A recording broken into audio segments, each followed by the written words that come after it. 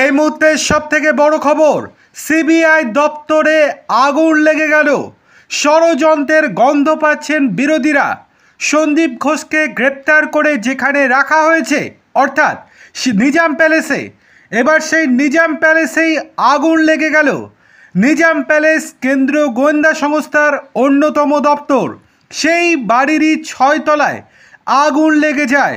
সঙ্গে সঙ্গে ছড়িয়ে পড়ে আতঙ্ক। জানা গিয়েছে ওই তলায় কেন্দ্রীয় সরকারের আধিকারিকদের কোয়ার্টার্সে আগুন লাগে। সেখানেই রাতে ঘুমান কেন্দ্রীয় সরকারের আধিকারিকেরা তাদের পরিবারের সাথে। কিন্তু ঘটনাস্থলে কী কারণে আগুন লেগে গিয়েছে সেটা এখনও অবধি পরিষ্কার নয়। ঘটনাস্থলে দমকলের 3টি ইঞ্জিন পৌঁছায়।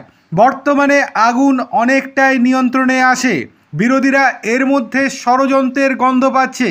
তাহলে কি ইচ্ছাকৃতভাবে আগুন লাগিয়ে দেওয়ার চেষ্টা চলছে ওখানে, যাতে করে কোনো রকমভাবে কোনো দুর্ঘটনার সম্মুখীন হতে হয় কেন্দ্রীয় তদন্তকারী সংস্থা সিবিআইকে? আবার অন্যদিকে রাজ্যের শাসক দল থেকে শুরু করে অন্যান্যরা অনেকেই বলছে যে হয়তো শর্ট সার্কিটের কারণে বাই চান্স আগুন লেগে থাকতে পারে।